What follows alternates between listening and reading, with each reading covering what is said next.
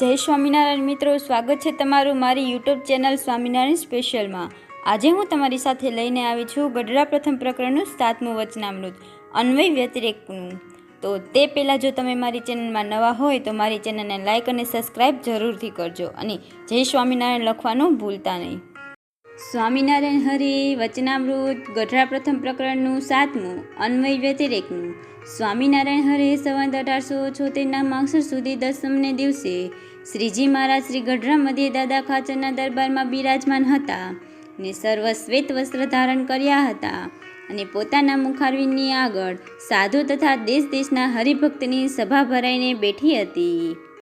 પછી શ્રીજી મહારાજ બોલ્યા છે, શાસ્ત્રમાં જ્યાં જ્યાં અધ્યાત્મ વાર્તા આવે છે ત્યાં કોઈને સમજાતી નથી અને ભ્રમી જવાય છે, માટે અધ્યાત્મ વાર્તા જેમ છે તેમ યથાર્થ અમે કહીએ છીએ તે સાંભળો છે।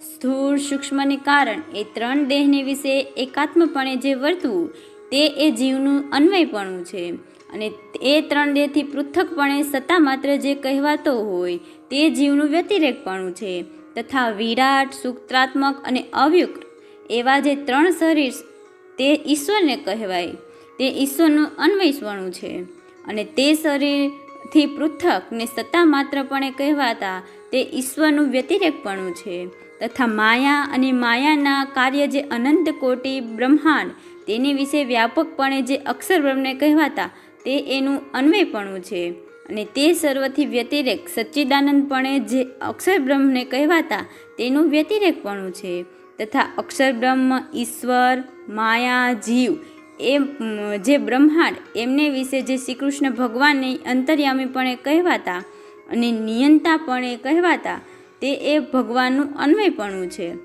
અને એ સર્વથી પૃથકપણે કરીને પોતાના ગોલોકધામને વિશે જે બ્રહ્મ જ્યોતિ તેને વિશે રહ્યા છે એમ જે કહેવું તે ભગવાનનું વ્યતિરેકપણું છે અને એ પુરુષોત્તમ ભગવાન અક્ષર બ્રહ્મ માયા ઈશ્વર અને જીવ એ જે 5 ભેદ તે તો અનાદિના છે।